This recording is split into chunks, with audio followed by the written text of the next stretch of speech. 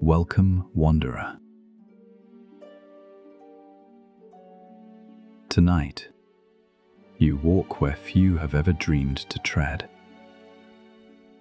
Beyond the mortal world, beyond time itself, lies Olympus, the mountain of the gods, where thunder sleeps and stars keep watch. Here, the gates of marble open, not with clamor, but with silence. Here, the banquet hall glows, not with hunger, but with joy. Here, the halls stretch wide, each chamber alive with the breath of eternity. You will not walk alone. I am your guide, your shadow, your companion through the night. With me, you will cross thresholds, from storm to song, from fire to stillness. Each god you meet will leave their mark, not upon your body, but upon your spirit. Do not fear the thunder. Do not rush the silence. Each moment will carry you deeper, until Olympus itself feels like home. Rest as you listen. Let the music of Apollo soften your breath. Let the silver bow of Artemis guard your dreams. Let the forge of Hephaestus warm the quiet corners of your mind. And when at last dawn comes, you will rise as one who has walked among gods and slept in their eternal company. Come, traveler. The gates of Olympus await.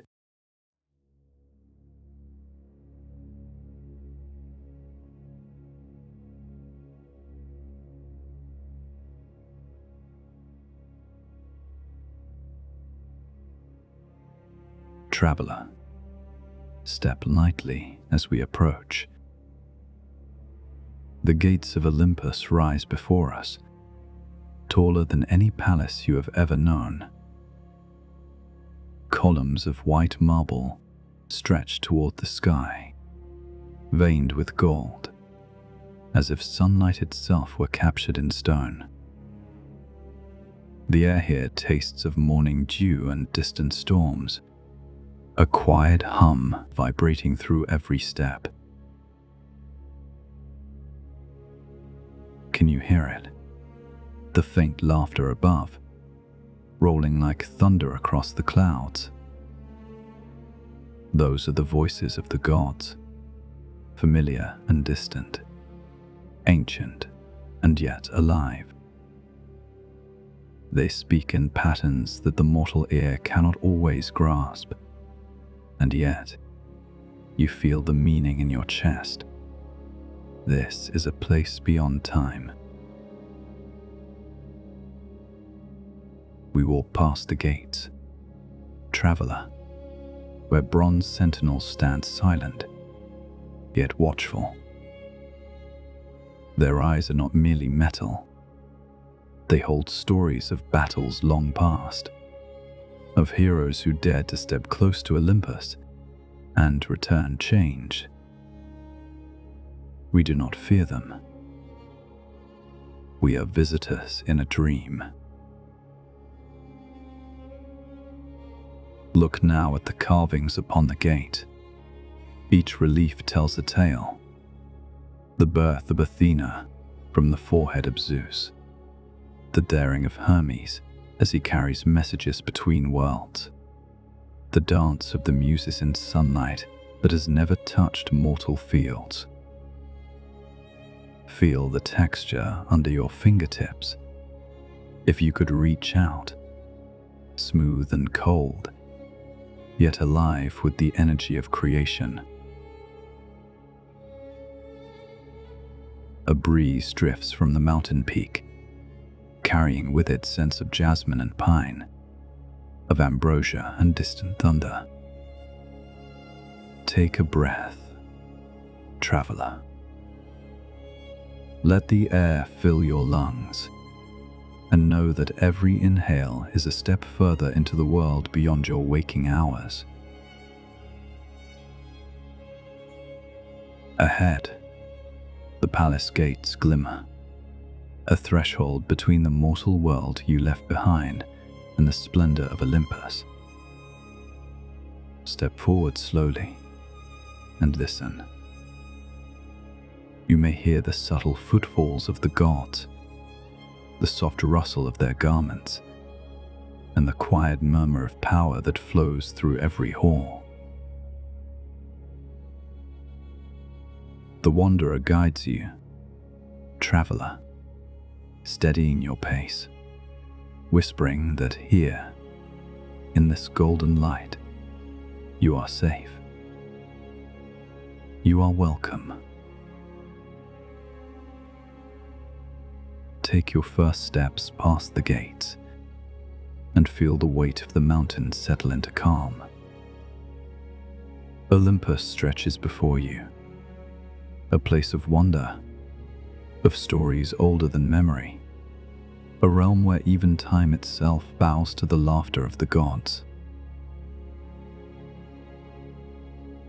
We will linger here, traveler, and soon you will see their halls, hear their voices more clearly, and know the rhythm of this dreamlike night. But for now, let your senses drink it in. Feel the stones beneath your feet, the light upon your eyes, the whisper of eternity brushing your skin. You have arrived, and Olympus waits. The night begins at the edge of the world, traveler. You stand at the foot of a great mountain, its peak hidden among clouds that shimmer faintly in the starlight. The air is cool, yet still, as though the earth itself holds its breath. This is no ordinary mountain. This is Olympus, seat of the gods, crowned by halls unseen by mortal eyes. The wanderer steps beside you, cloaked in twilight. Their voice is calm, carrying no hurry. Here, they whisper, is the threshold of eternity. Few mortals ever stand at these gates, but tonight you shall walk within. You lift your gaze. The mountain rises vast and endless, its slopes carved with rivers of silver light, as though the stars themselves spill down its sides. The path before you is not rough stone, but smooth marble, glowing faintly with its own inner light. Each step you take carries you higher, yet no weight presses upon your legs. Instead, you feel lighter, as though the mountain itself carries you upward. The night deepens as you climb, yet it does not grow darker. Instead, a glow spreads across the horizon, not from sun nor moon, but from something greater. At last, you see them, the gates. Two colossal doors rise before you, higher than any mortal tower.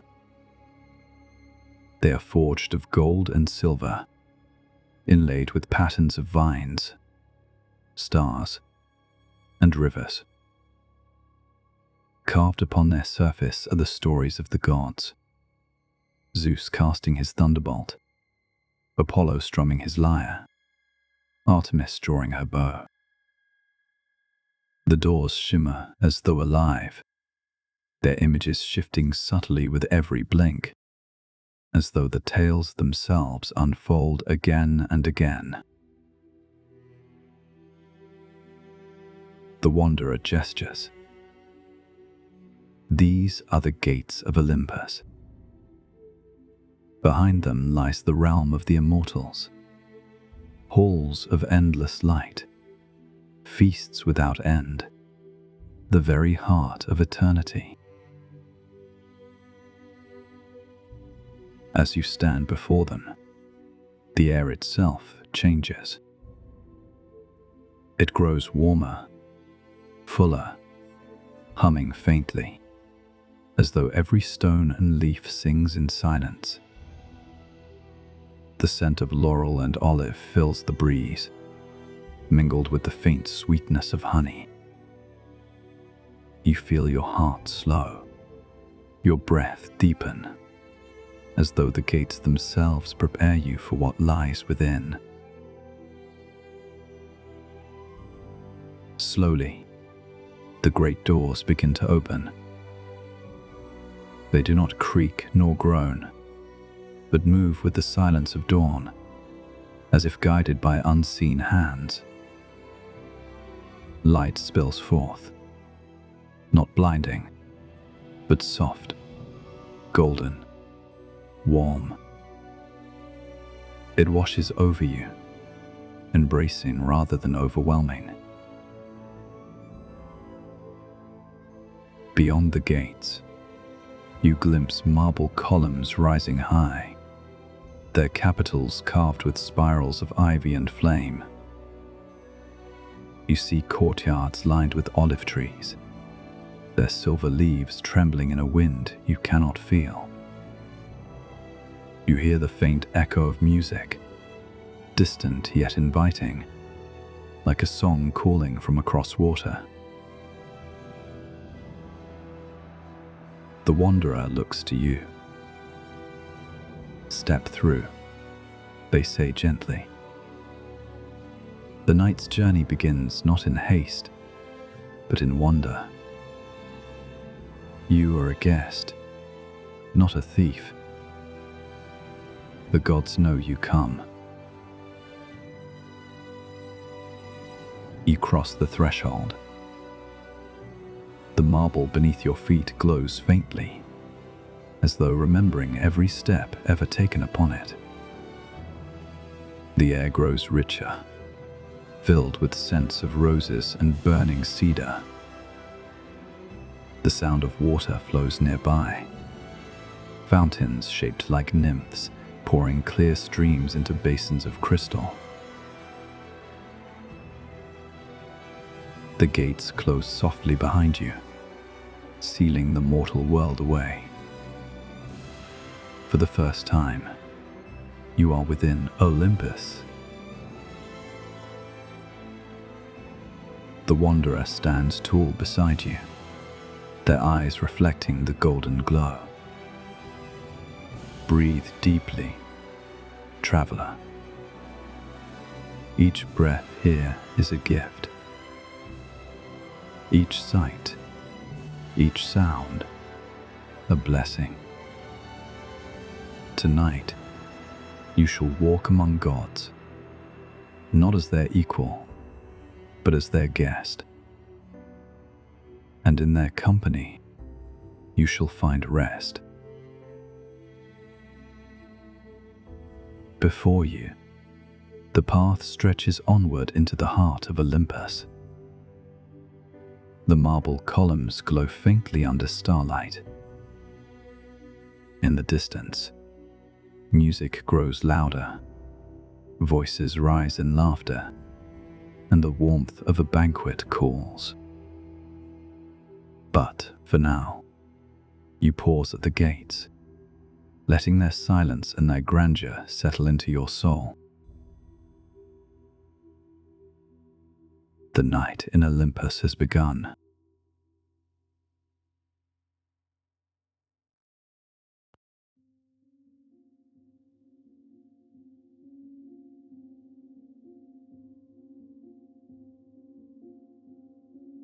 The Wanderer leads you deeper into Olympus.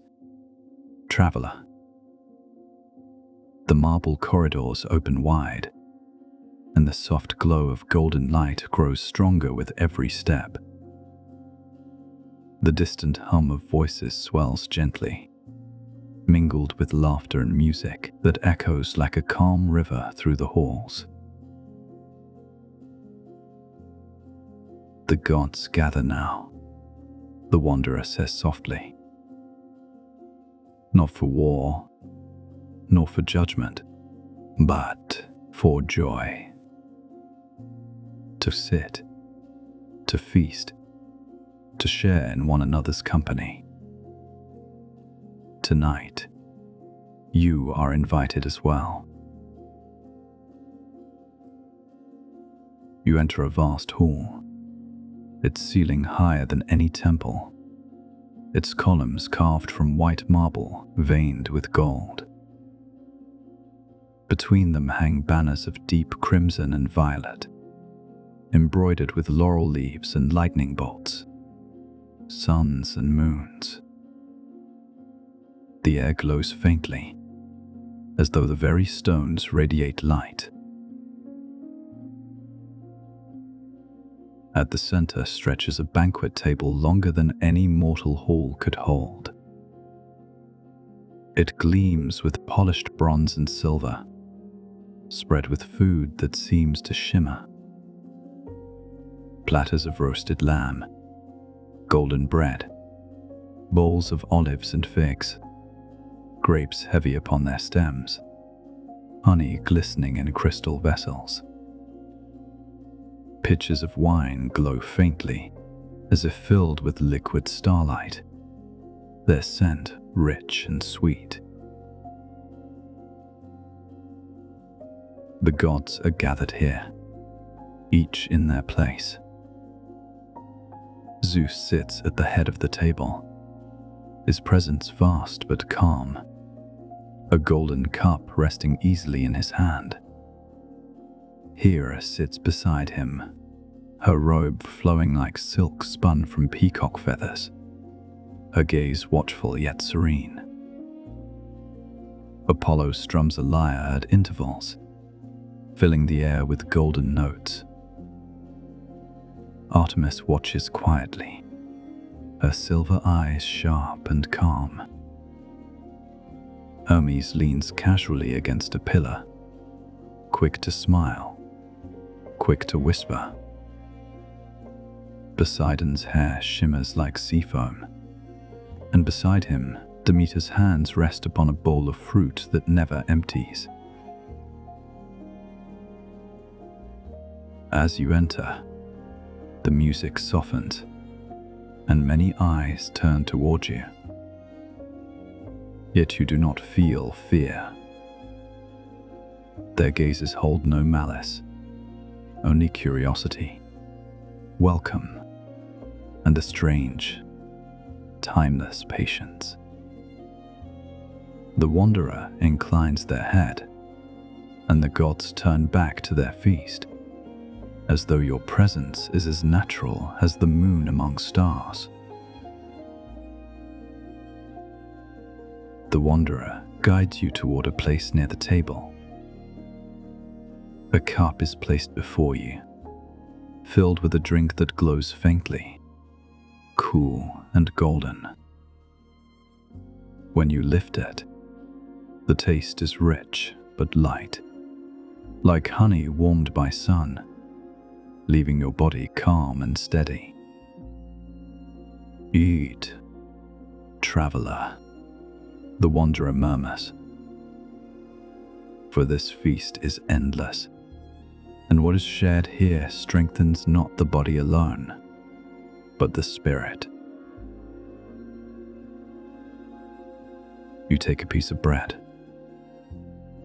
It is warm, soft, and sweet, melting upon your tongue like comfort itself. You taste fruit, bursting with flavor richer than any orchard below. Each bite seems to dissolve into warmth, spreading through your chest, easing every hidden tension. Around you, the banquet continues. The gods laugh softly, their voices like music themselves. Apollo strums a gentle tune upon his lyre, the notes golden and smooth, rippling like sunlight on water. Demeter speaks kindly of harvests, her words carrying the scent of wheat fields in summer. Hermes tells quiet tales, each word quick and clever, yet never sharp enough to disturb the peace. Even Ares, fierce and restless, sits calmer now, his cup in hand, his gaze softened by the music and the wine. Dionysus reclines with laughter in his eyes, his ivy crown shimmering faintly in the torchlight. Zeus raises his cup. The thunderer's voice rolls deep and low, yet steady, not harsh. To harmony, he says.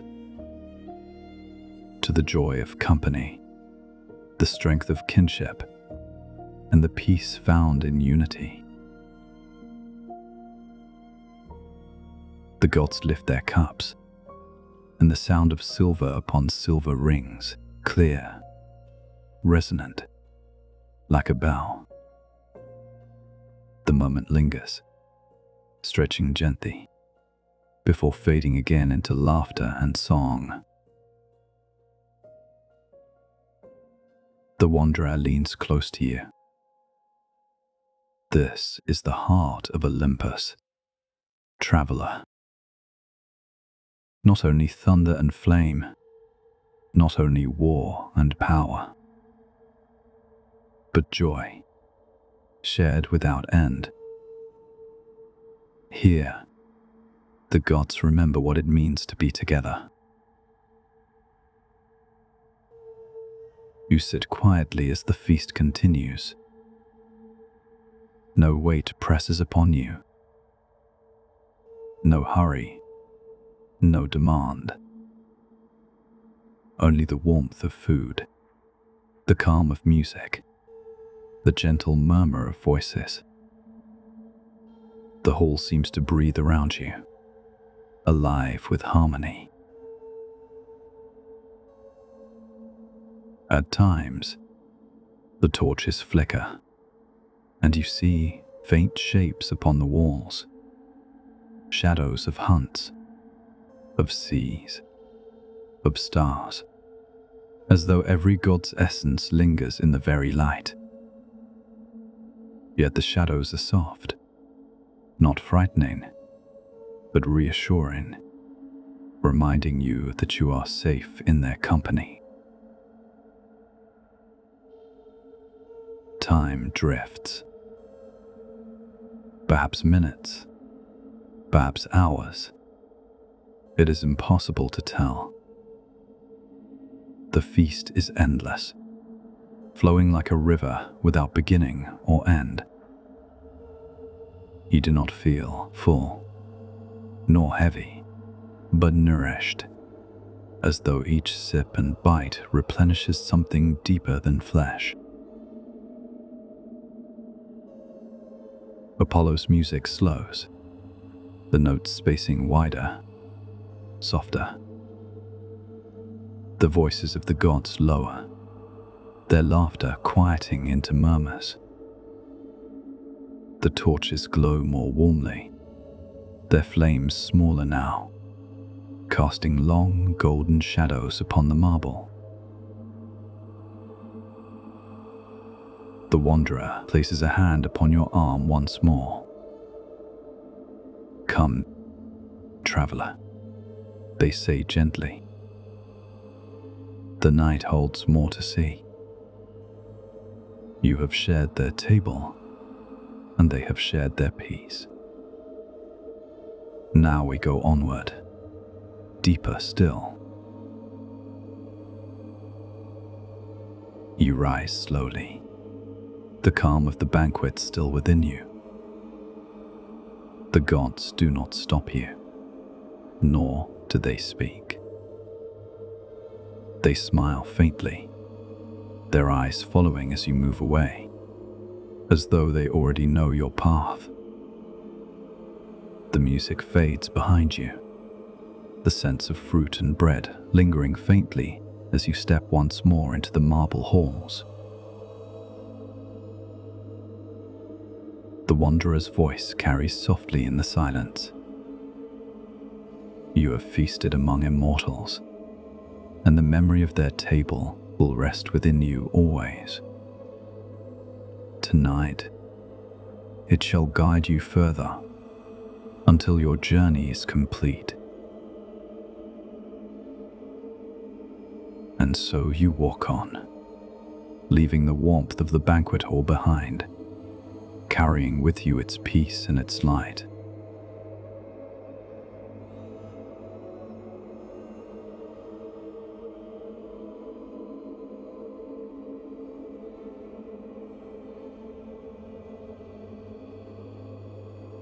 The marble hall grows darker as you follow the wanderer onward.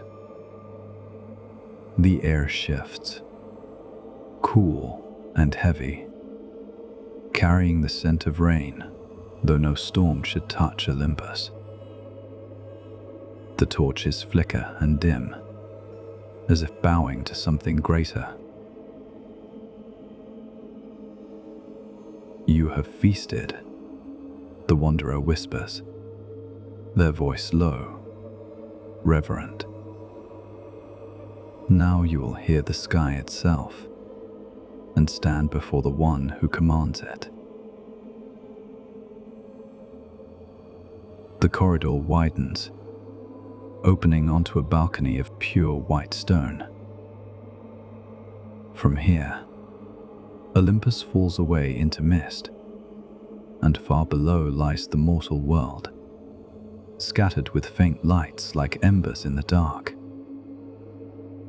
Above, the sky is vast, stretching endless, filled with rolling clouds that glow from within. A rumble stirs the heavens. Slow, deep, resonant. It is not sharp, not violent, but steady, like the heartbeat of the world. Each pulse vibrates faintly in your chest, reminding you that this mountain is not merely stone, but alive with the breath of storms. Upon a high throne of polished marble, veined with gold, sits Zeus. His presence fills the balcony, not with weight, but with vastness. His hair falls dark and curling upon his shoulders, touched with threads of silver light. In one hand, the staff crowned with eagle's wings rests upon the ground, glowing faintly. In the other, he holds nothing, yet lightning seems to curl around his fingers, coiling and uncoiling like restless serpents. His gaze turns toward you. It is heavy, yet not cruel. Eyes the color of storm clouds, rimmed with light, see through you as though you were water. Yet you feel no fear, only stillness, awe, and the strange certainty that this being has always been and will always be.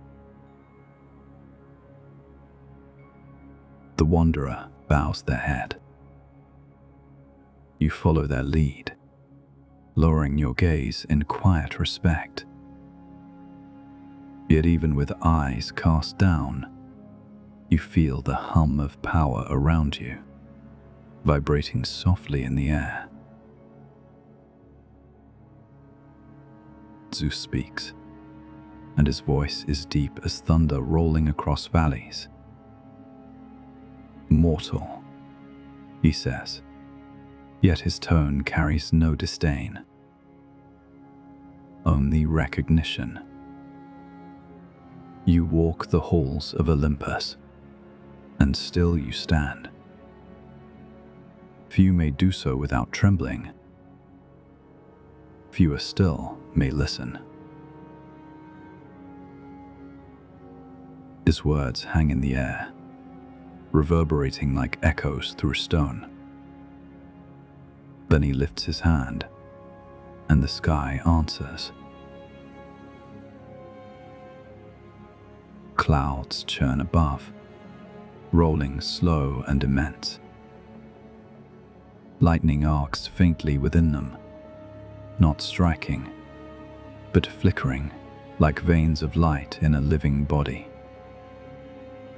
The thunder follows, not a crack, but a deep, long roll that fills the horizon. You feel it ripple beneath your feet, as though the very bones of Olympus vibrate with the sound. Yet the storm does not frighten you. The thunder is distant, soothing in its rhythm.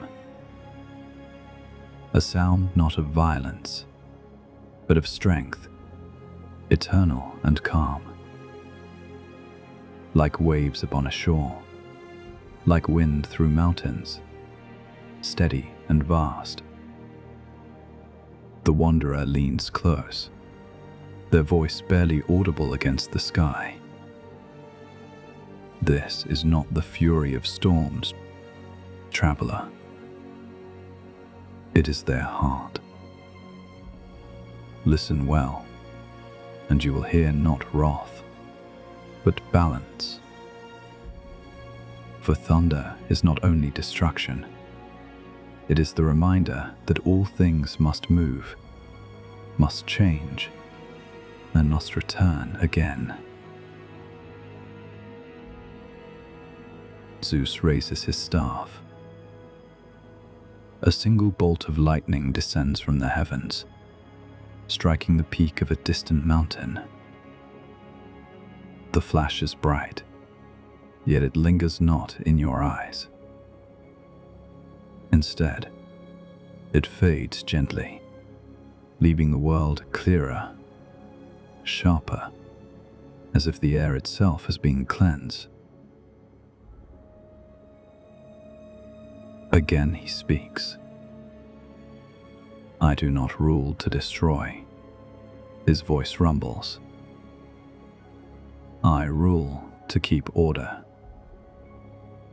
To remind gods and mortals alike that the sky belongs to none but itself, and yet all live beneath its dome. This is my charge. This is my gift. His gaze softens, and the lightning around his hand fades, sinking back into silence. The clouds above grow calmer, their glow fading to a soft silver. The thunder grows slow, distant, like a lullaby rolling beyond the horizon. Remember this, traveler, Zeus says, his voice lowering. The storm will come, and the storm will go. Fear it not, for even thunder serves the silence. The wanderer bows once more, their cloak brushing the marble floor. You bow as well, and when you lift your eyes again, the throne seems less immense, the god upon it more distant, as though he were withdrawing into the very fabric of the sky. The air grows lighter. The heaviness of storm retreats, leaving behind a cool clarity, like rain-washed air after summer thunder. The marble beneath your feet feels steady once more. The wanderer places their hand gently upon your shoulder. Come, traveler. You have seen the power of Olympus's king. Now it is time to hear its song. Together, you turn away from the balcony, leaving the throne and the sky behind. Yet even as you walk, the sound of thunder lingers faintly, soft and low, like the memory of a heartbeat. It follows you not as a warning, but as a promise of balance, strength, and calm. The corridor stretches on, brighter now, carrying with it the distant sound of music, gentle strings, golden notes drifting like sunlight. The wanderer smiles faintly. Apollo waits, they say, and their voice is calm, warmed by the fading storm. And so you walk forward, carrying the memory of thunder within you, steady as the sky itself.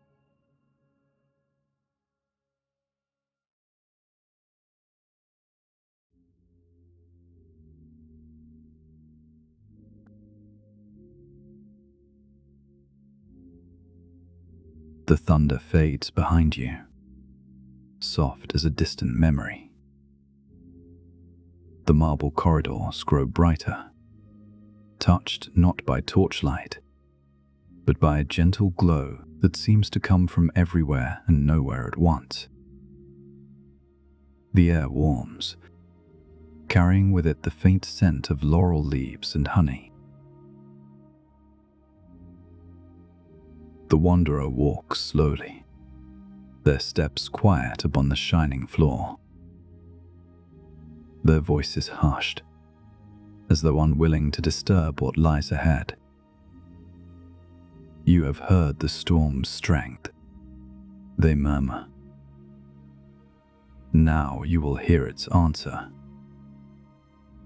For every roar of thunder, there is a song of calm.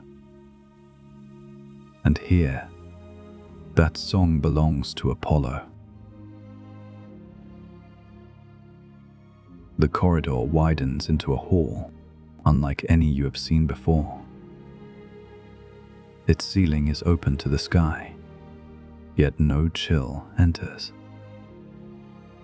Instead, a golden glow bathes the space, as though the sun itself rests above.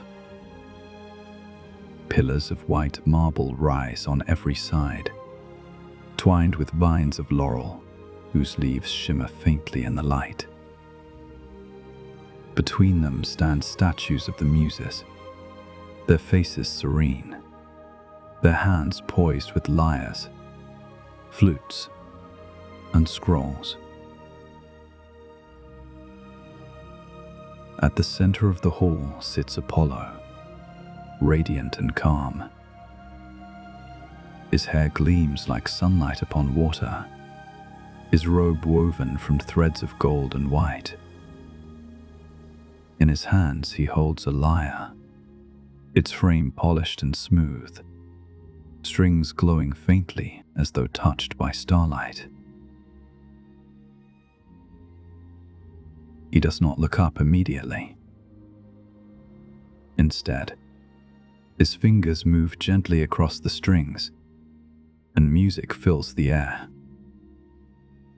It is not loud, nor complex, but pure, each note golden, clear, and resonant. The sound drifts like warm sunlight, wrapping around you with a tenderness that loosens every hidden tension. The wanderer gestures softly. Listen, traveler. Do not rush. His music is not played to impress, but to heal. You sit upon a low stone bench near the hall's edge. The sound of the lyre settles into you like breath, filling and calming all at once. The notes rise and fall in gentle arcs, repeating yet never the same, like waves upon a shore. Each string seems to echo not only in the air, but within your chest, soft and steady. Apollo's gaze lifts at last.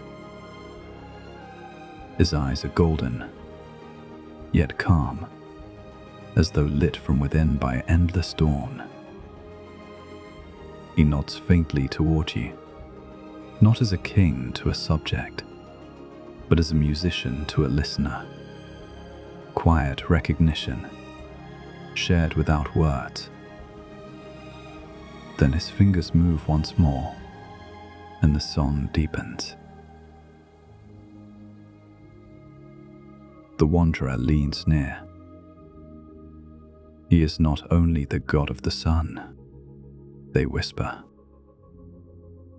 He is the voice of clarity, of balance. His music soothes both gods and mortals alike. Many come to him burdened and leave lighter than they arrived. As the melody continues, you feel images rise unbidden in your mind. A meadow, bathed in sunlight. A river, slow and clear, its water cool against your hands. The laughter of companions in summer, the calm of quiet mornings, the peace of evenings when the day is done. The notes carry you through them, one by one, like pages in a gentle story. Around the hall, the statues of the muses seem almost alive, their faces warmed by the glow, their carved eyes softened. You imagine their voices rising faintly, blending with the lyre, though no sound escapes the stone. Perhaps it is memory, or perhaps it is Apollo's gift, to let you hear more than strings alone. Apollo speaks at last, his voice smooth as flowing water. Traveler, he says softly, you carry silence within you, though it is restless. Tonight, let it rest. Let it breathe with the strings. The world beyond is loud enough. Here, you need only listen. His fingers move again, and the music swells slightly, then falls back into calm. You close your eyes, and the sound fills the darkness behind them with gold. Each note lands softly, then fades into stillness, until you feel your thoughts drifting with it. Not gone, but slowed, like leaves carried downstream. The wanderer places their hand gently upon your shoulder. Do you feel it? They whisper. This is not only song, it is balance. the echo of the sun rising, steady and eternal. The memory of peace carried into sound. The music grows quieter still, as if Apollo knows your breathing has slowed, your shoulders eased. Each pluck of the strings is now spaced, gentle, lingering, leaving silence between them like soft spaces to rest. The hall seems larger in the stillness, its air warmer, calmer, like the final hour before dusk. Apollo lowers his hand at last, the final note fading into silence that lingers far longer than sound should. The hall holds its breath, glowing softly, as though reluctant to let the music end. Then he sets the lyre upon his knee, his eyes meeting yours once more. "Carry this," he says quietly, not as sound, but as calm. When thunder shakes the world, remember the song that follows. For peace is never gone, only waiting to be heard again.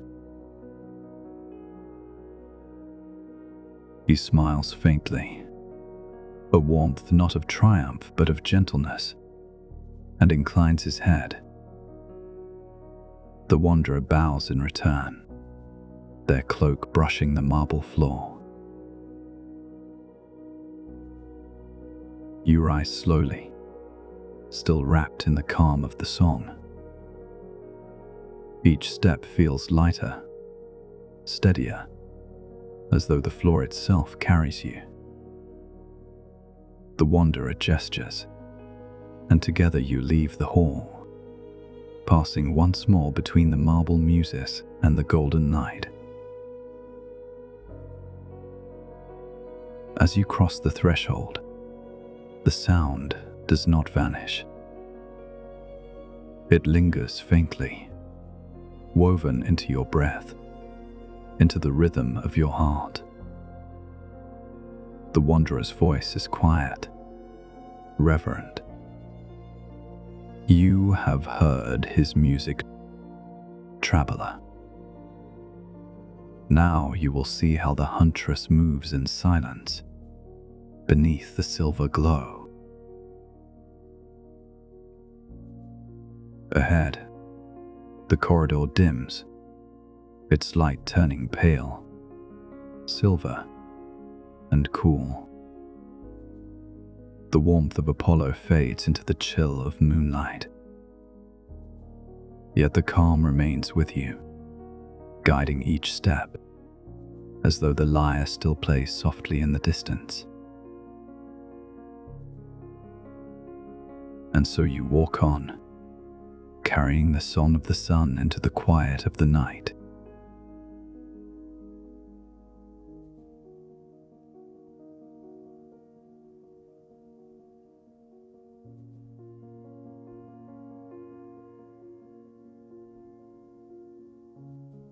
Traveler, the wanderer lifts their hand, pointing toward the marble arches of Olympus. Beyond the feasting hall, the night spreads wide, and the moon rises high above the horizon. Silver light spills across the mountains, painting the land in quiet glow. It is time you see the huntress, the wanderer whispers. Artemis walks where the shadows sleep, a bow silent, a step softer than breath. The hall fades around you, and for a moment you are carried into the forest. The air is cool, filled with the hush of leaves swaying under starlight.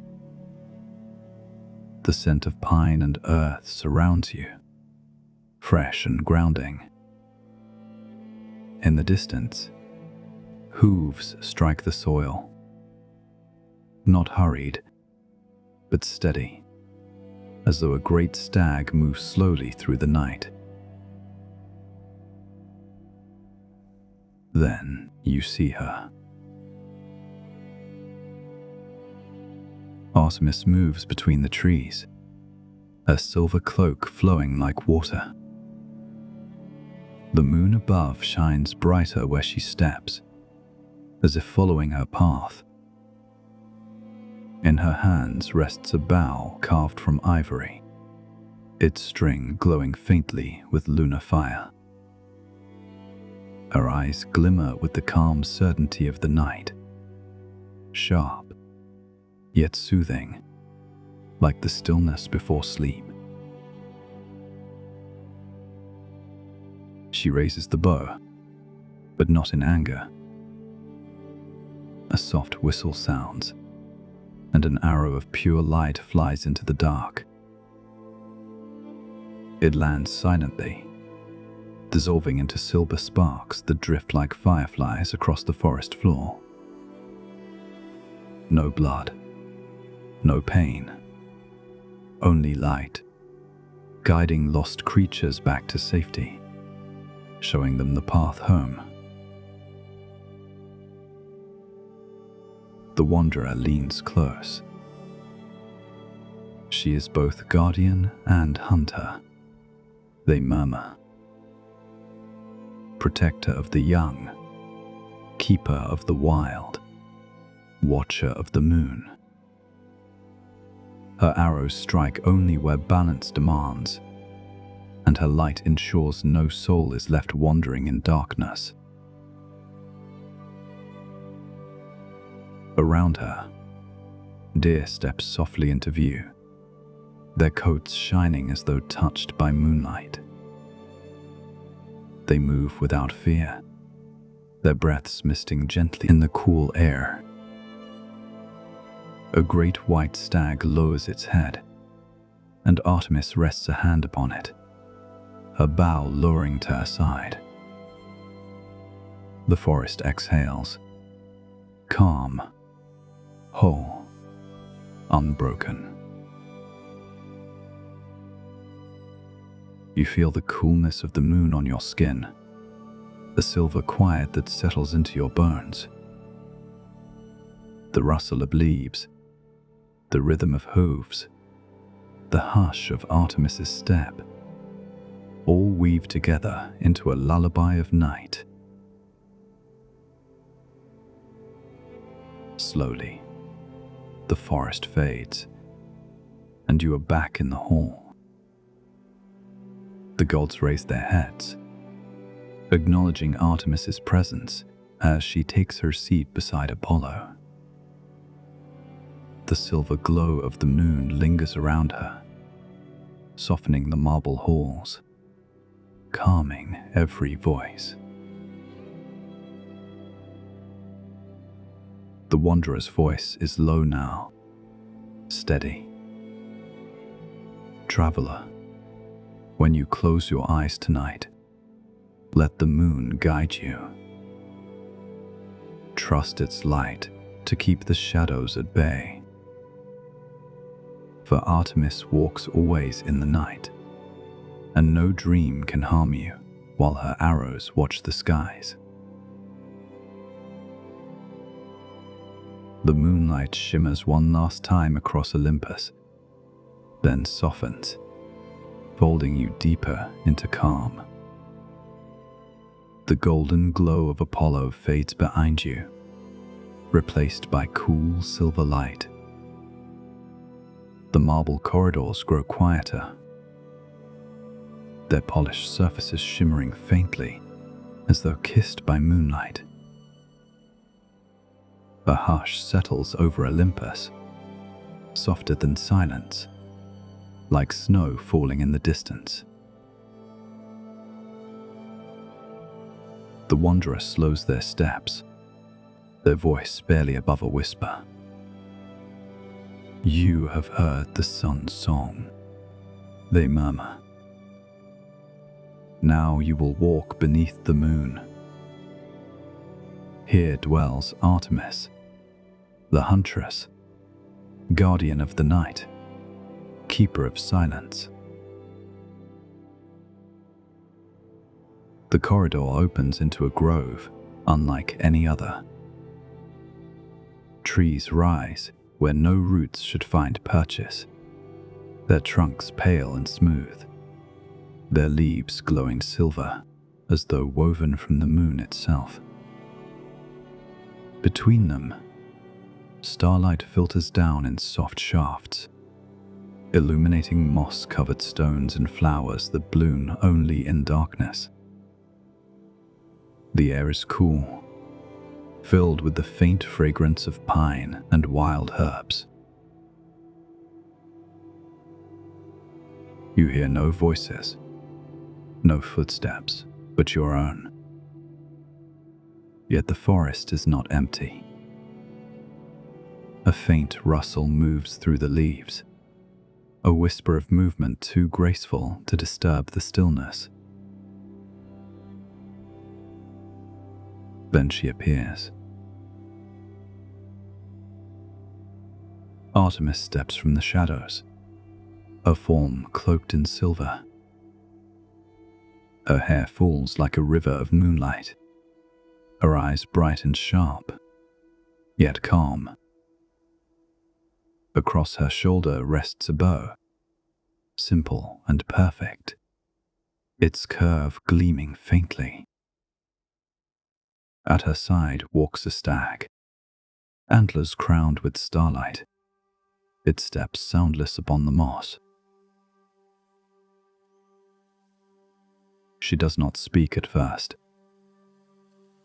Her gaze lingers upon you, steady and quiet, as though weighing your place in the silence. Yet you do not feel judged, only seen, as though she perceives every hidden thought and accepts them all without word. At last, she inclines her head. "Traveler," her voice comes soft as wind through branches. "You walk beneath my moon. Here, there is no thunder, no song, only stillness. Can you carry it?" The wanderer bows, their cloak brushing the moss. You lower your head as well, feeling the cool air settle upon you like a cloak.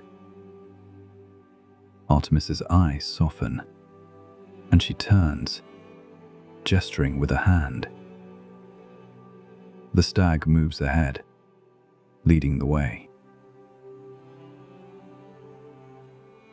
You follow her deeper into the grove. The trees close overhead, their leaves glowing silver, casting patterns of light and shadow across the ground. The path winds gently, though no footsteps mark it. Each step feels both silent and eternal, as though the forest itself guides you forward. From the shadows come faint sounds, the distant call of an owl, the rustle of unseen creatures, the trickle of water far away. Yet all are soft, hushed, never breaking the stillness. The forest is alive, but its life moves in whispers. Artemis walks with ease, her steps soundless, her form blending with light and shadow alike. She seems less like a figure moving through the forest and more like the forest itself, given shape. The wanderer leans close. "She is not only huntress," they whisper. "She is protector. To those who walk in peace, the night is gentle." To those who threaten it, her arrows are swift. Tonight, you walk in peace, and the night will hold you safe. You come to a clearing where moonlight falls in a perfect circle. Artemis raises her bow and lets an arrow fly. It does not strike beast nor tree. Instead, it becomes a silver arc that fades into the sky, joining the stars. The forest hushes further, as if listening. The hunt, she says softly, is not only to take life. It is to honor it, to walk beside it, to move as the deer moves, as the owl moves, as the river flows, to live in balance. This is what the night teaches, if you listen. Her words linger, carried by the breeze. The stag lowers its head, drinking from a stream that glimmers faintly as though filled with liquid light. You kneel as well, touching the cool water. It is clear, crisp, leaving upon your skin a calmness that sinks deep, like still pools beneath the stars. The wanderer kneels beside you. Do you feel it? They whisper. This is not silence empty of sound. It is silence full of meaning. The night speaks without words. Artemis hears, and now, so do you. Time drifts. The clearing glows with silver light, steady and calm. The forest seems endless, yet it does not overwhelm. Instead, it feels safe, protective, a sanctuary wrapped in moonlight. The sounds of day, voices, clamor, thunder, are gone, replaced by the steady rhythm of night's breath. Artemis lowers her bow at last, her gaze returning to you. Traveler, she says gently, carry this with you. Walk always as though beneath the moon. Quiet, watchful, balanced. Then no shadow will unsettle you, and no silence will frighten you. She turns, her form fading once more into the silver trees. The stag lingers a moment longer, its luminous antlers casting gentle light, before it too vanishes into the forest. The clearing grows still again. Only moonlight remains, soft and steady upon the moss. The wanderer touches your arm lightly. You have walked with the huntress, they say, their voice hushed.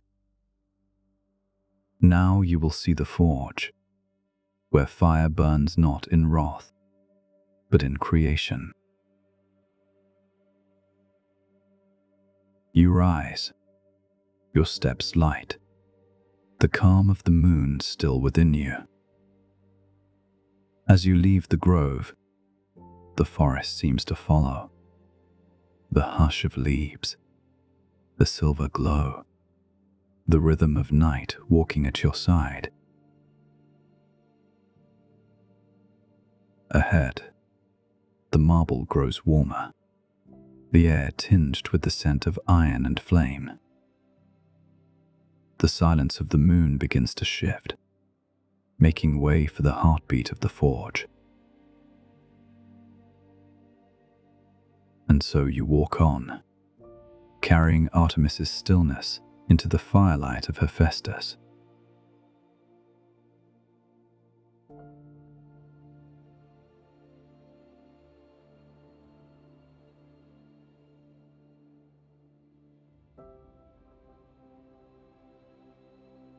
Traveler, the wanderer rises from the banquet and gestures for you to follow. The laughter and music of the gods soften behind you, fading like a memory, replaced by something deeper, heavier. You descend stone steps that curve into the mountain itself. The torches along the wall flicker with a reddish glow, their flames trembling in the breath of warm air rising from below. The air grows hotter as you move downward, carrying with it the scent of earth, ash, and molten metal. The wanderer leans close. "This is the hidden heart of Olympus," they whisper. "Not all the splendor you saw above is born of magic alone. Much of it is shaped here, in the forge of Hephaestus." The chamber opens suddenly into vastness. You step forward, and before you lies a cavern carved by both fire and will.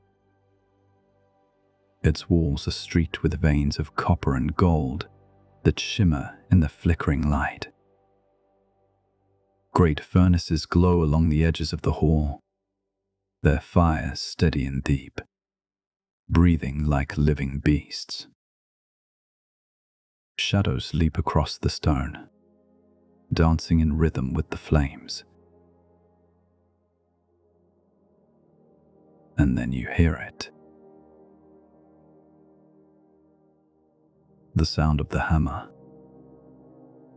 Slow, measured, unyielding. Clang, clang. Each strike rings through the chamber, echoing across stone and fire, reverberating through the soles of your feet. The rhythm is steady, as if the mountain itself has a heartbeat. At the center stands Hephaestus. His form is broad, his arms forged strong by endless labor. Firelight clings to his skin, painting his movements in copper and bronze. Though his gait is uneven, his hands are steady, precise, never faltering as he raises his hammer high and brings it down upon glowing metal. Sparks burst outward in showers of light, rising like golden fireflies before fading into darkness. The wanderer rests a hand lightly on your arm. "Do not fear the sparks, traveler. They do not burn here. In this place, even fire is tamed by craft." You watch as Hephaestus lifts a blade from the coals. Its edge glows white hot, breathing steam and light into the cavern. With calm precision, he lowers it into a trough of water. The metal hisses, and steam rises in curling clouds, soft and white, filling the air with the scent of stone after rain. The sound is gentle, soothing, as if the weapon itself sighs in relief. Around the forge, You see shelves laden with wonders, shields polished to a mirror shine, their surfaces etched with constellations, armor woven of bronze so fine it bends like cloth, goblets of silver and gold, carved with scenes of forests, seas, and stars. Each creation seems to carry its own quiet glow, as though the forge has given them not only form, but soul. The hammer falls again. Clang, clang, clang. The sound is endless, but not harsh. It is steady, patient, like a lullaby of steel. Each strike feels like it lands not only upon the metal, but within your own chest, shaping the rhythm of your heart. The wanderer tilts their head, watching the god work. Every strike is a promise, they murmur. This hammer has forged chains to bind the Titans, armor for Athena, thunderbolts for Zeus. And yet it has also shaped cups to share wine, and ornaments to bring joy. Creation holds both power and gentleness, as all true strength must. Hephaestus turns now to a different work, a golden chalice upon which he etches patterns finer than threads of silk. His hands move with unshakable care, each line flowing into the next, weaving vines and leaves, stars and moons, into the surface of the cup. The glow of the forge reflects across his face, and though he does not speak, his silence carries weight, the silence of one who has no need for words, but his craft is his voice. You feel the heat of the forge wrapping around you, warm but not overwhelming, like the comfort of sitting beside a hearth on a winter's night. The hammer's rhythm continues, slow and steady, lulling you into calm. The wanderer leans close again. Do you feel it? The balance of fire and patience. The hammer does not rush, nor does the flame consume without purpose. Here, everything waits for its time. Strength comes not in haste, but in rhythm. The god of fire pauses at last. He sets down the chalice, now glowing with perfection, and lifts his gaze. His eyes meet yours, traveler. They do not blaze like lightning, nor shine like starlight, but glow steady, like coals resting deep in a hearth. They are eyes of endurance, of quiet mastery, of a soul tempered by both struggle and creation. Hephaestus nods once. The gesture is simple, but it carries weight. It feels as though he has welcomed you into his forge, granted you a place within this timeless rhythm. The hammer rises again, and the work continues. Clang, clang.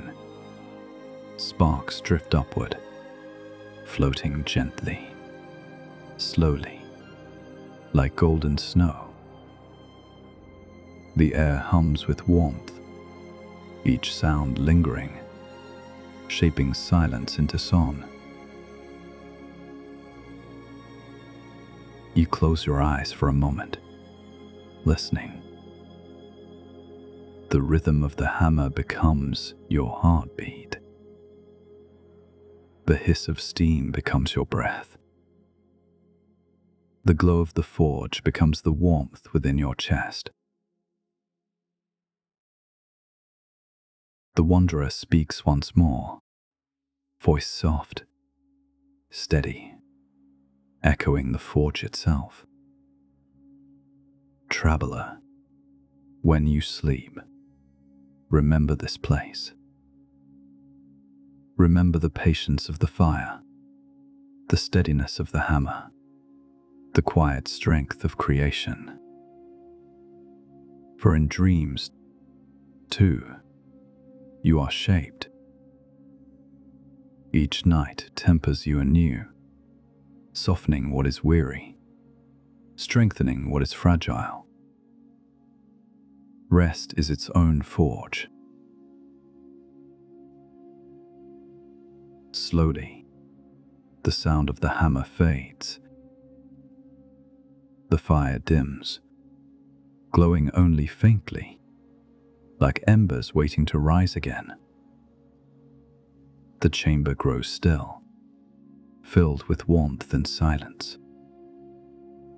You feel the strength of the forge within you, steady and eternal, as the wanderer guides you back toward the light of Olympus above.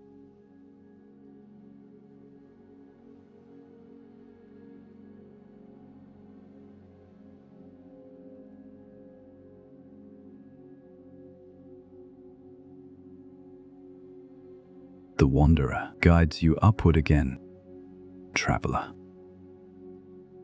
The warmth of the forge lingers in your chest, steady and grounding, as the heavy stone corridors give way to light once more. The sound of hammer and fire fades behind you, replaced by something softer, brighter, laughter, music, the hum of voices like waves upon the shore. You step once more into the great halls of Olympus. The banquet continues, yet something has shifted. The air is lighter, touched with a sweetness you did not notice before, like the scent of ripened fruit and blossoms drifting on a warm breeze. The gods laugh more freely now, their voices rising in harmony with the music. At the heart of it all, Dionysus rises.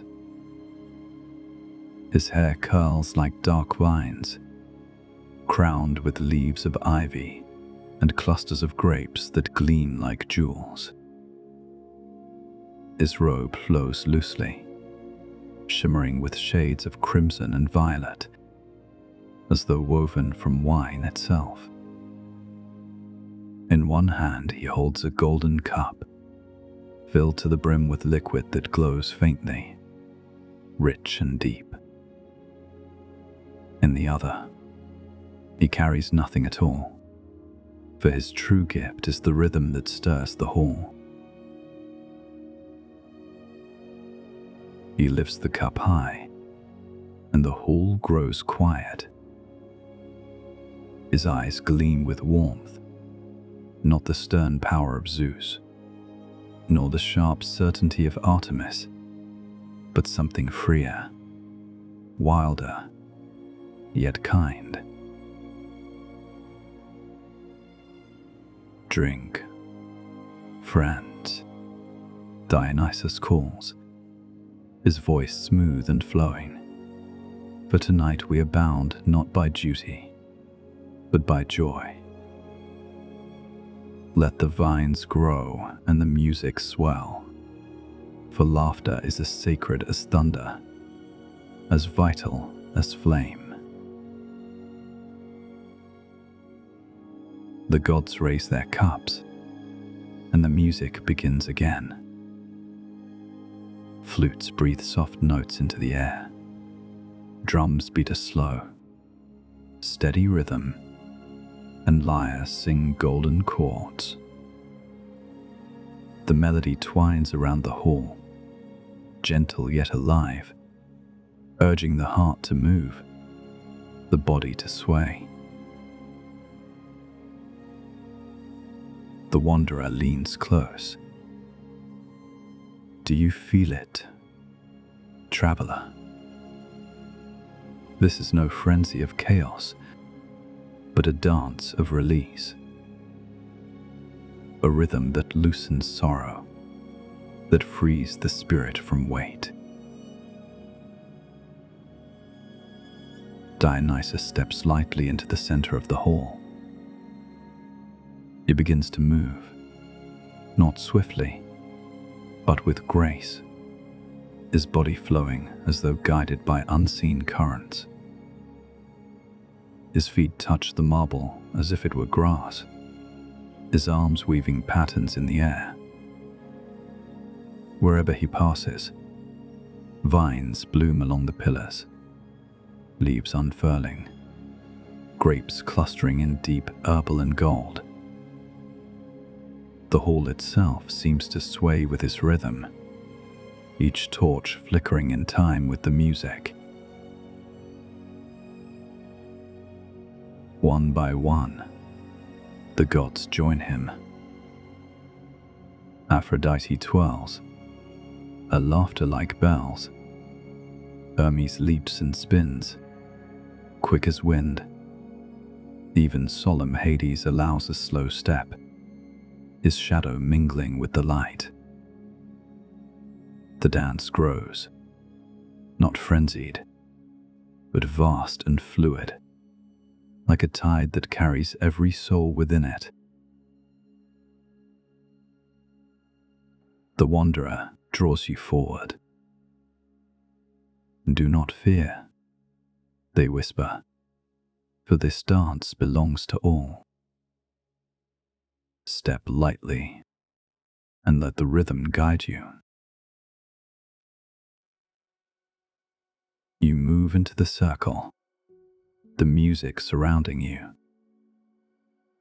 At first, your steps are uncertain, but the drums beat steady, the lyres sing gently, and soon your body finds the rhythm.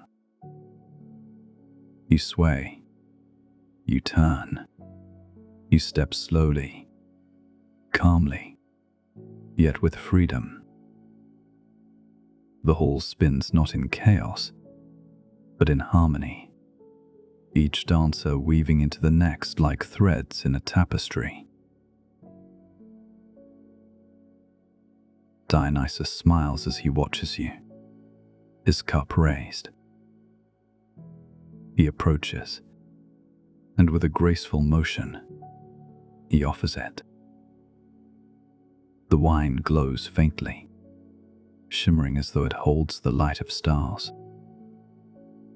You lift it to your lips. The taste is sweet, rich, but also soft, like honey drifting through water.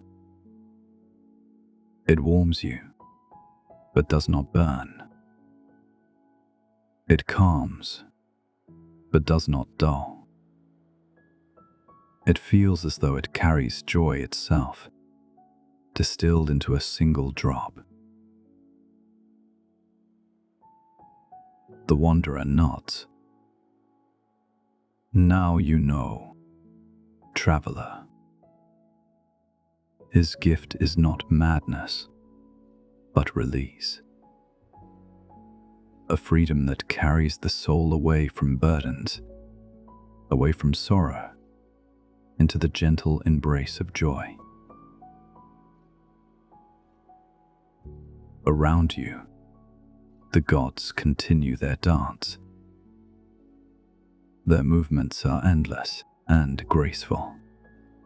Apollo strums his lyre even as he sways. Artemis glides as silent as moonlight. Hera moves with quiet dignity.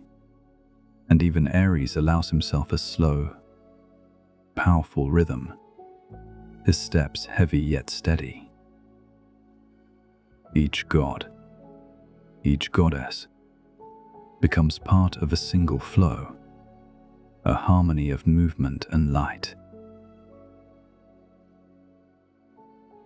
The music builds, not louder, but fuller. Flutes, drums, and lyres weave together, surrounding you in sound like a warm tide. The rhythm becomes your heartbeat, your breath, your very pulse. The marble beneath your feet no longer feels cold, but alive, softened by the vines that now carpet the hall.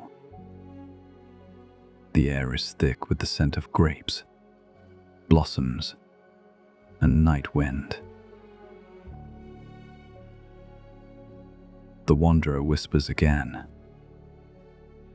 This is the heart of Dionysus's gift, not to lose oneself, but to be found. To remember joy when the world grows heavy, to know that laughter, too, is sacred. You close your eyes, and still you move, guided only by the rhythm. The music carries you gently, the vines cradle your steps, and the laughter of the gods surrounds you like a blanket. Time drifts, slow and endless, each moment blending into the next, until you no longer know how long you have danced. At last, the music softens. The drums quiet, the flutes breathe their final notes, and Apollo lets his lyre sing one last chord, golden and tender. The dance slows, each step easing into stillness. The gods return to their seats, smiling, calm, as though the joy of the dance lingers in their hearts. The vines retreat, fading back into marble and stone, though the sweetness of their scent remains in the air. Dionysus lowers his cup, his eyes gleaming. He bows lightly to you, traveler, as if acknowledging your place among the dancers of Olympus. His voice is soft now, like wine poured in quiet. Carry this joy with you, he says, for it is a fire that warms the spirit. In dreams, let it remind you that laughter is strength, that freedom is peace. The hall grows calm again.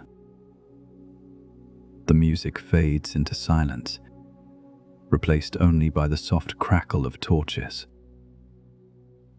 The gods rest in contentment, their hearts lightened by the dance.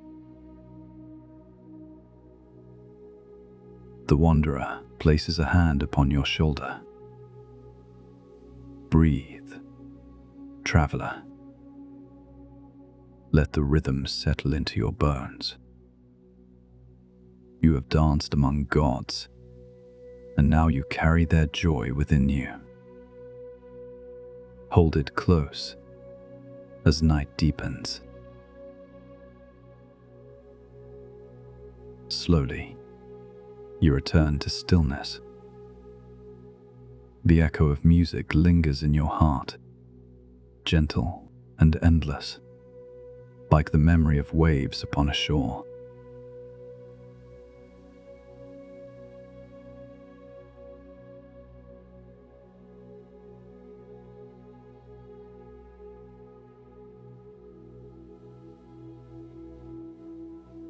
The music of Dionysus's hall fades behind you, traveler.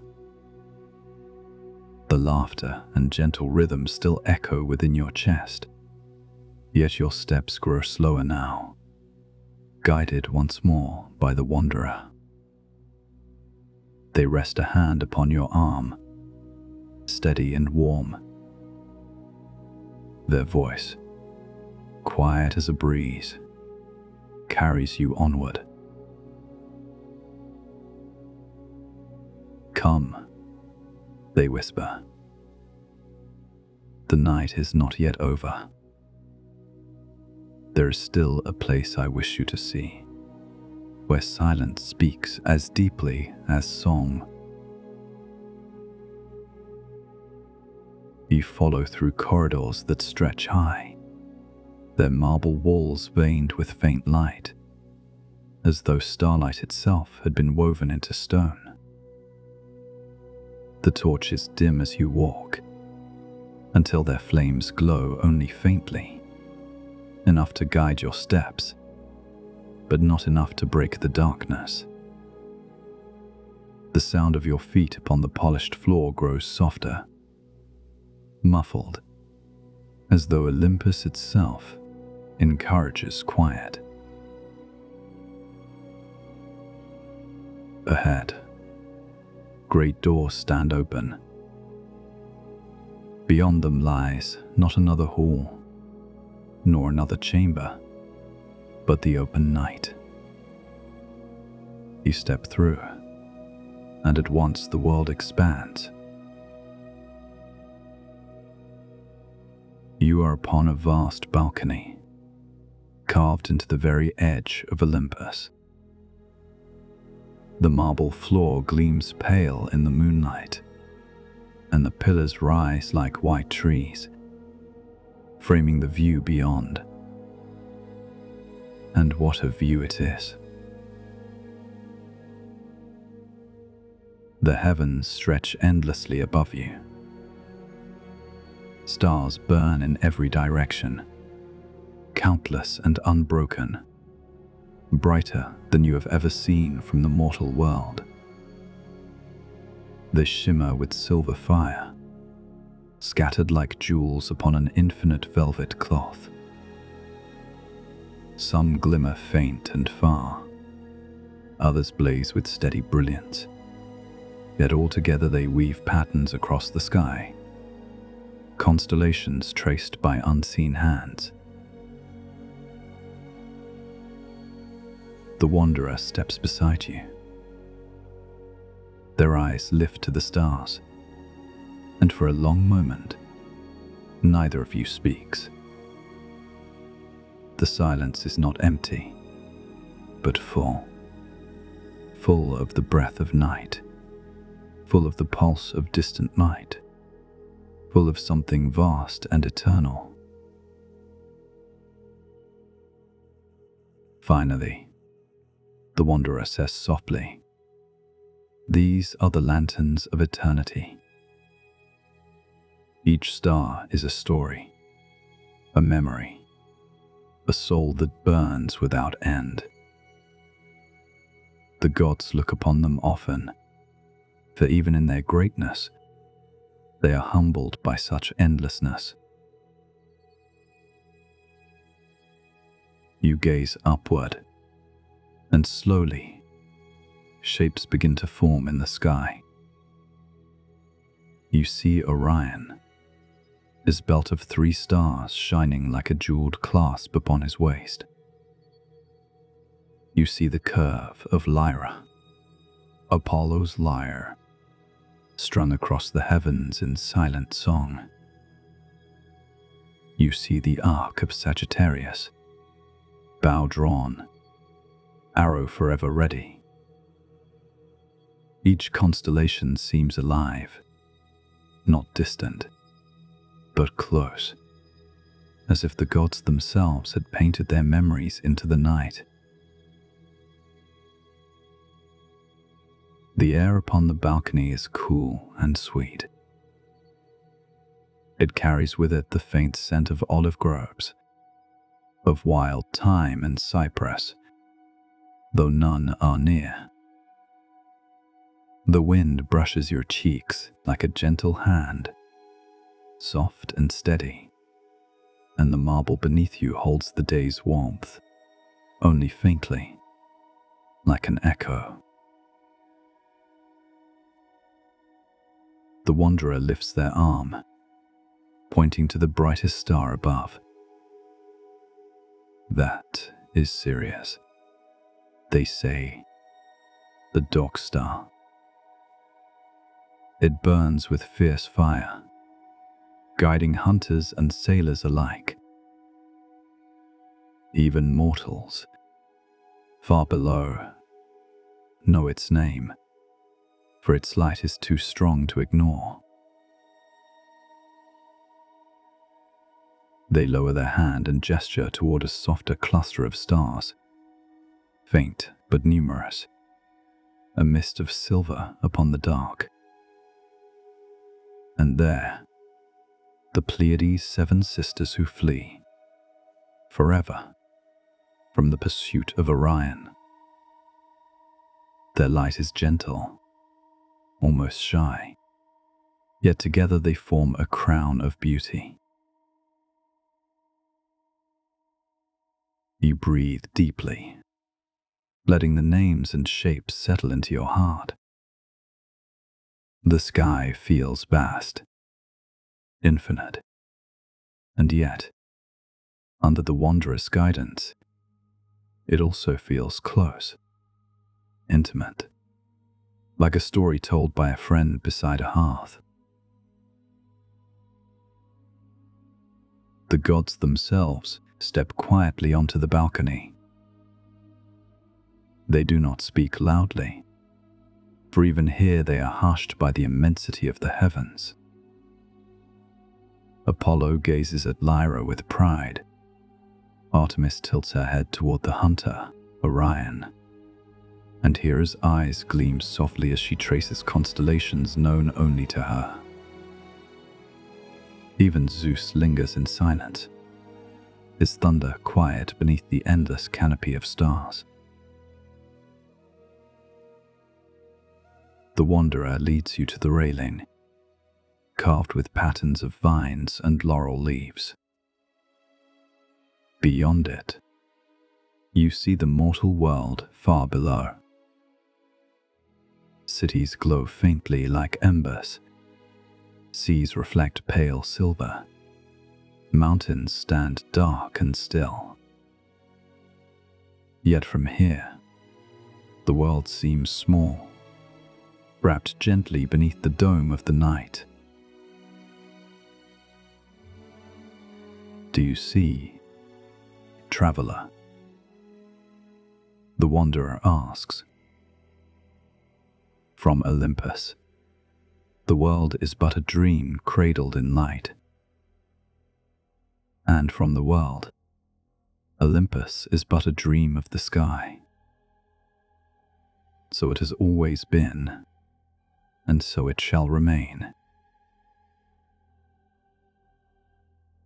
You close your eyes, letting the vastness surround you.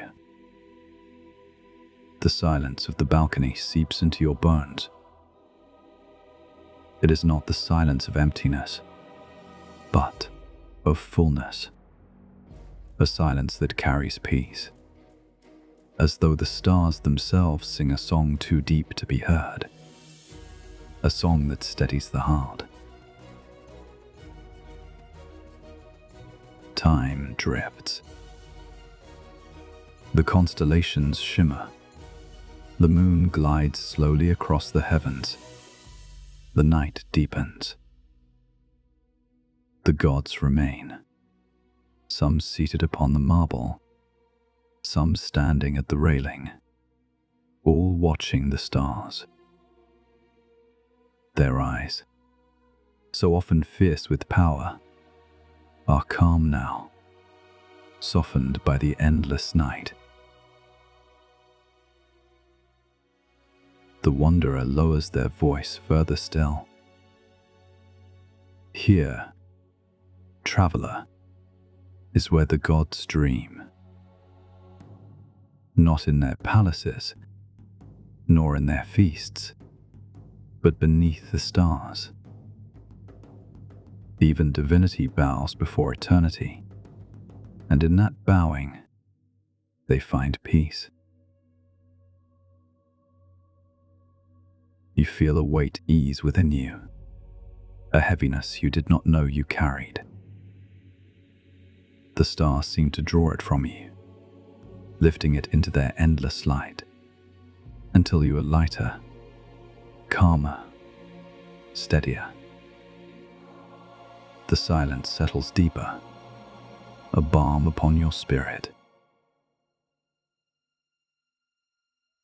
The wanderer watches you with gentle eyes. Breathe, they whisper. Let the night hold you. Let the stars remind you that all burdens, no matter how heavy, are small beneath eternity. You breathe in, and the cool air fills your lungs like silver. You breathe out, and with it, you let go. The night accepts it, carries it upward, scatters it among the stars until it is gone. The balcony grows softer, dreamlike. The stars blur at the edges of your vision, not fading, but glowing more warmly, as though they lean closer. The marble beneath you feels softer too, no longer stone but cloud. The voices of the gods grow faint, distant, like echoes upon water. Only the wanderer remains close, steady at your side.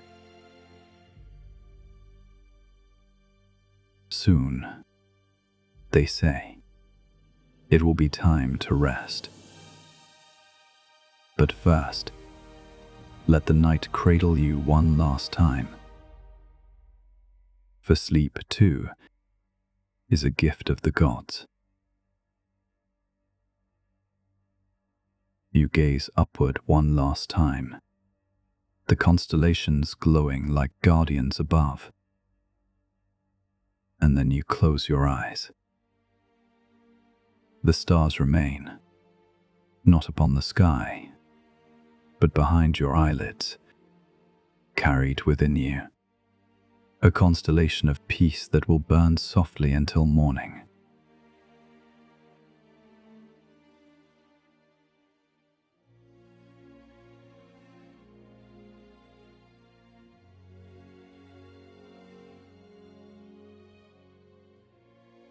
The stars linger behind your eyes. Traveler, even as the balcony fades around you. The wanderer's voice guides you onward, softer than ever, as though they now speak not only to your ears, but to your very dreams. It is time, they whisper. You have seen the halls, the feast, the thunder, the music, the forge, and the dance. You have stood beneath the heavens themselves. Now, traveler, you must rest, for even here, in Olympus, sleep comes as a gift. Slowly, you step away from the starlit balcony. The marble corridors are dim, their torches burning low, shadows stretching long across the floor. The air is hushed, as though Olympus itself has drawn a breath and now holds it, waiting. The wanderer leads you through winding passages until, at last, you arrive at a small chamber It is not grand like Zeus's throne hall, nor blazing like Hephaestus' forge, nor vast like the banquet hall. No, it is quiet, simple, and perfect. A room made not for gods, but for peace. A bed of ivory rests against the far wall, carved smooth, its frame twined with patterns of laurel and olive leaves. Upon it lies a mattress soft as cloud, covered with linens of pale silver that shimmer faintly in the dim light. Pillows of down rest gently at its head, as though awaiting your weary form. Beside the bed, a lamp burns low. Its flame is steady but faint, casting a warm glow that softens every corner of the room. Beyond the window, the stars still gleam, though now they seem closer, as though they have bent down to keep watch over you. The wanderer gestures to the bed. "Here you shall rest," they murmur. "The gods themselves have prepared this place for you, a mortal guest who has walked their halls and shared their night. Lay down, and let Olympus cradle you." You approach, each step slower than the last. The room itself seems to ease the weight from your shoulders. You lower yourself onto the bed, and the mattress embraces you, soft and yielding, holding you as though you were afloat upon air. The pillow cradles your head, the linens cool against your skin. The wanderer stands beside you, their presence calm and steady. "Close your eyes," they say, "but do not fear to dream. For in this place, dreams are guided by the gods." Around you, the chamber grows quieter still. The flame of the lamp flickers gently, casting shadows that sway like branches in a slow breeze. The air is cool, yet wrapped in warmth. You hear only your breath and the faint echo of your heartbeat, steady, unhurried.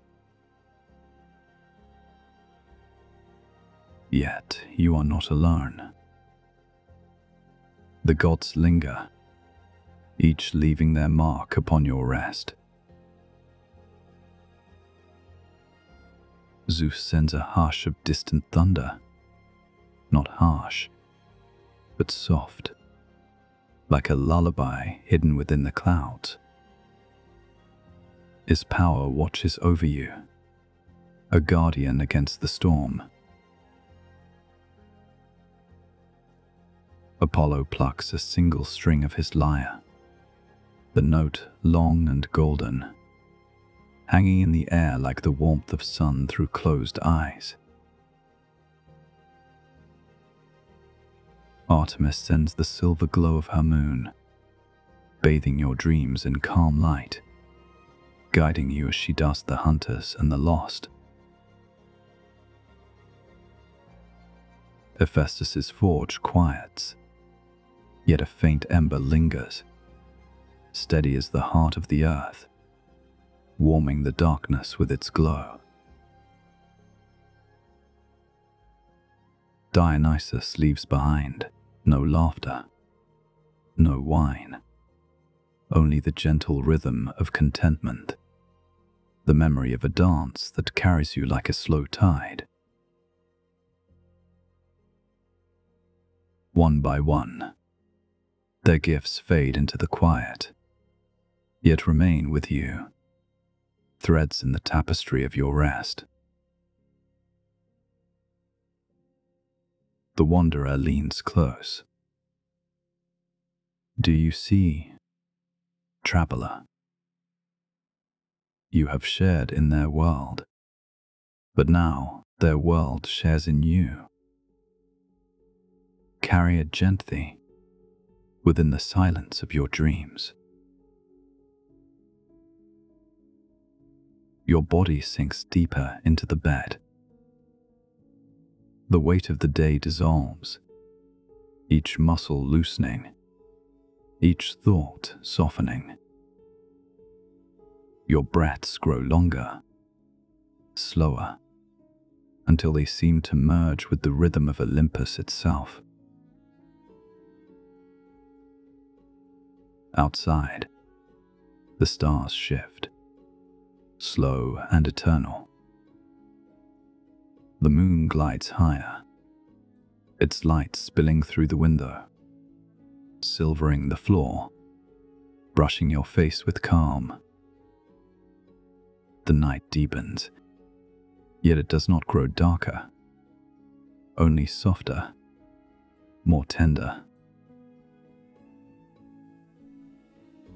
The flame in the lamp lowers, dimming until it glows no brighter than a star caught in glass.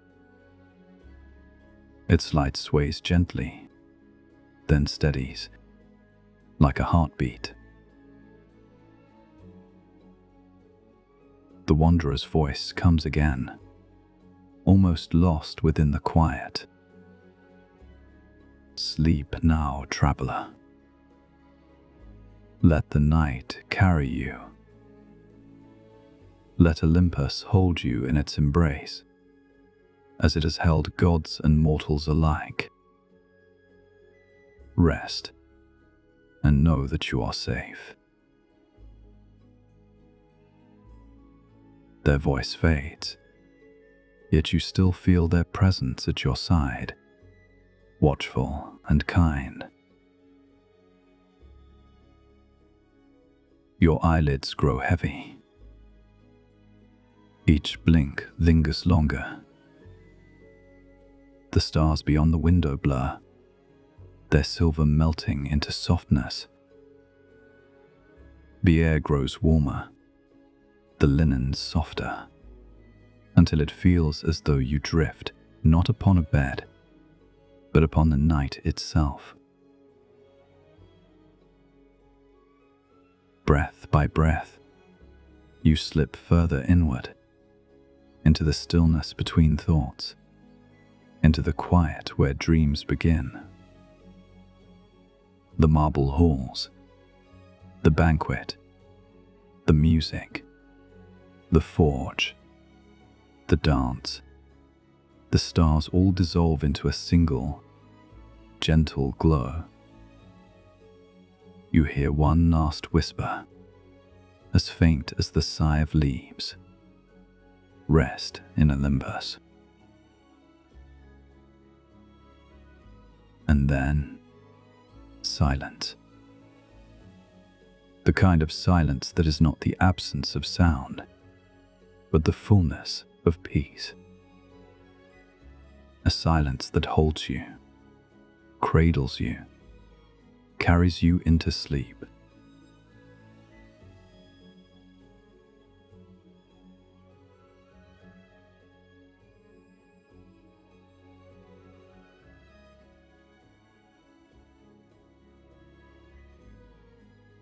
The fires of Olympus dim, and the voices of the gods grow distant.